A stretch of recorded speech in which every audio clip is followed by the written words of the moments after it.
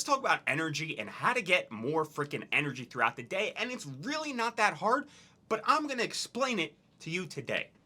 What is energy? We know when we eat food, we feel energy. But why? So you have this fancy thing called glucose, which is sugar. You eat it every day. Almost all of your food has some type of glucose into it.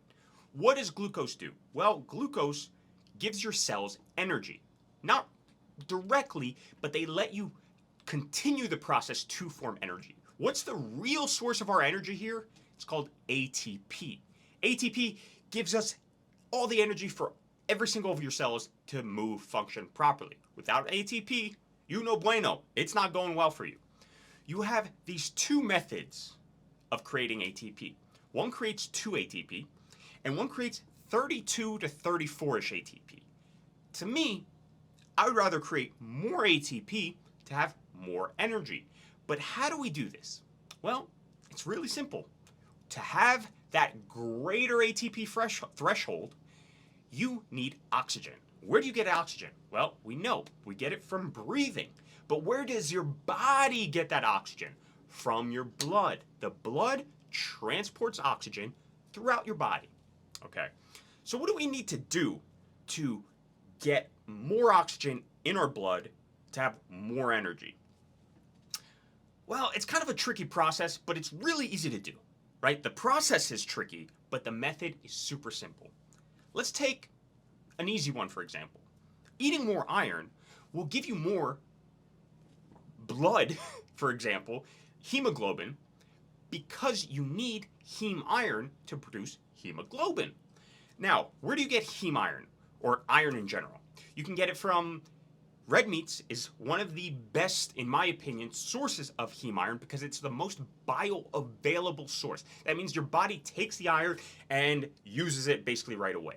Now, you can also get it from vegetables. I'm going to lie to you here because there are a lot. I will put it up somewhere here, but essentially legumes, lentils, onions, spinach, etc. This one isn't as bioavailable. This one basically gets a little filtered out so you don't absorb it at all. But iron is iron. You still need iron to produce more good blood to transport oxygen. So we got that one out of the way. Diet, that's number one, right? Let's say another way to get oxygen in your blood. What has more oxygen? You ever think of water? What is water made out of? You ever hear H2O? That O is an oxygen. What happens when you drink water? You take that, you filter out the oxygen, right? Your kidneys are amazing. Your body is insane what it can do. Filters out that oxygen and it puts it in that cycle, generates more ATP. Okay, water, stay hydrated. Oxygen from the water, oxygen from the blood transportation from having more iron. What is the final one that is important that we can do every day?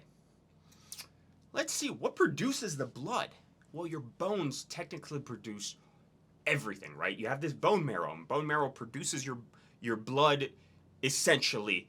But where does the blood marrow come from? Testosterone, and then that's a precursor to cholesterol. And where's the easiest way for us to get good cholesterol? Because cholesterol is not bad for you guys, is the sun, guys. If you look up in the day, you're gonna look up and you're gonna be blinded and your body's gonna be like, whoa, my eyes. But your skin will start absorbing all of this vitamin D3, which is the base. It's like the foundation of creating proper blood cells, more blood to funnel that oxygen. And with that, with more testosterone, you ever hear like low testosterone equals low energy? That's a thing. No matter if you're a male or female, you all have testosterone in you, and it regulates your energy because it regulates your blood essentially. So basically here is if you get enough sunlight, you hydrate, and you eat a good diet, you're gonna have a lot of energy. But you have to do this all together. There's other things we can do. We can breathe deeply. We can breathe more to funnel oxygen into our lungs so our lungs can just take that oxygen, get that carbon monoxide out, and give it to our blood. Because that's how it works. Our blood transports everything in your body. So you need more oxygen to feel more energized. If you're not breathing enough, if you're not breathing properly, if you're not going out in the sun, if you're not hydrating, if you're not having a proper diet, you're not going to have that energy. What else hinders testosterone? That you guys should know, everybody should know this, is being overweight. It reduces testosterone. Reducing testosterone reduces your weight, or not reduces your weight, reduces your energy, but reducing your weight, your fat, that adipose tissue that you don't want too much of, you want enough, because everything's a balance. But if you have too much, it gives off more estrogen, which pushes testosterone down.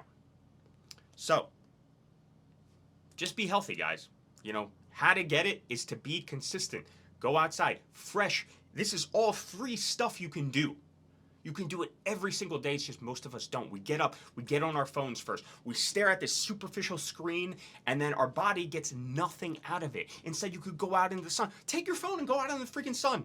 You can do it there. You can be on your phone in the sun. You can drink water in the morning. The first thing you do, you should be drinking water. It helps loosen your ligaments. It helps get your body flowing again. You've been dehydrated all night, but you don't drink water. You don't go out in the sun. You don't eat a proper diet, and you complain about not having proper energy levels. So, it's really simple. Focus on the basics sometimes, and you will get tremendous results, especially if you do it consistently. You can know about it, but if you don't practice it consistently, you're not going to get the results you want. So focus on that, and you will have tens of times more energy. You will be healthier, you will live longer, and you will feel better every single day with these simple steps. I'll see you guys next time.